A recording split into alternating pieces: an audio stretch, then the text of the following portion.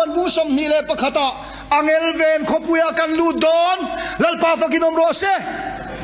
chu khopuya chuan UPC hi ranom toang he video clip te hi la ko khop maya a full popani lo pon helai bo ko soina sentence hi a full en ka chak thrin khop maya tuntuma hian enga soitum na nge ti chiang ta wina ron tak lang to wa lem lain la na mu phei van ram kong khar chu pastor thang ngu da na lo venga van ram kalu da UPC mel ka mulova ka van oi lo tak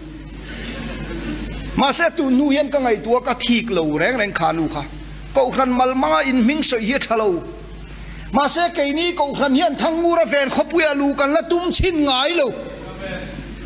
kan lu tum na chu chu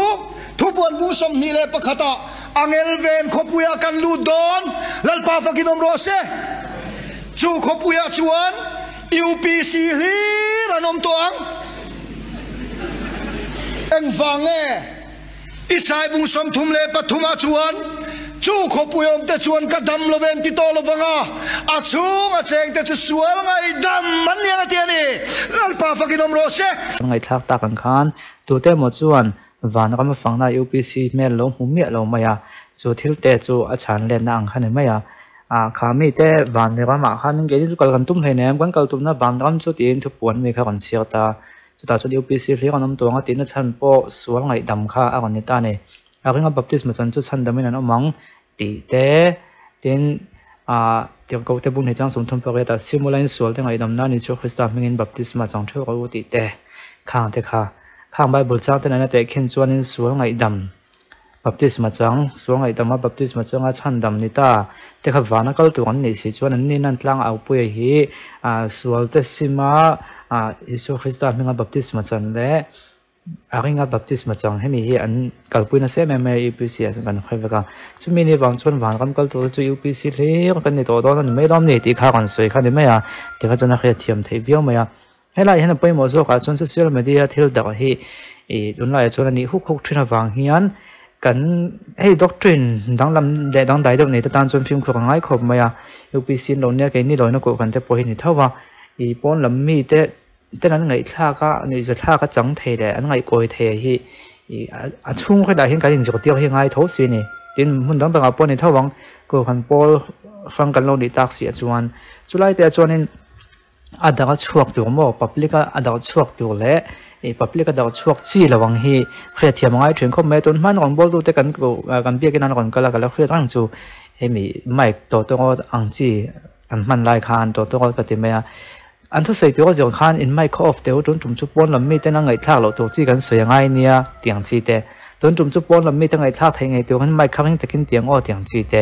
kha tiang chi chung ko thil chung ko in zil nang chi le chung ko thu in frang chi te hi om ve a chu tiang ni lam lo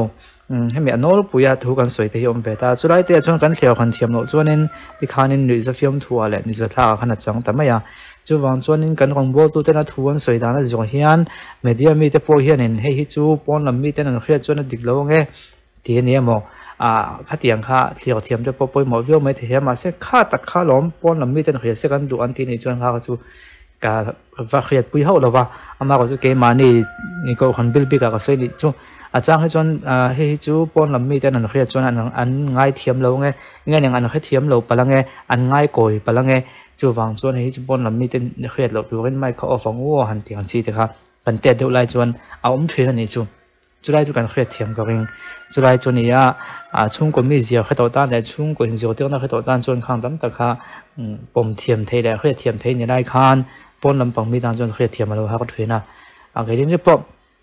van kam kai te chu mi te fak chu ni to don ani dia moi de wan soi lu thiam na hana om soi lu thiam dan khom thrin ni ma ko chu mi huna om UPC ri on ni tuang han ti kha chuanin UPC ni velo tang kha chuan nui sa thla ka tlat maya chu wang chuan he video ke na fu la ka na ka khriat ta ka chu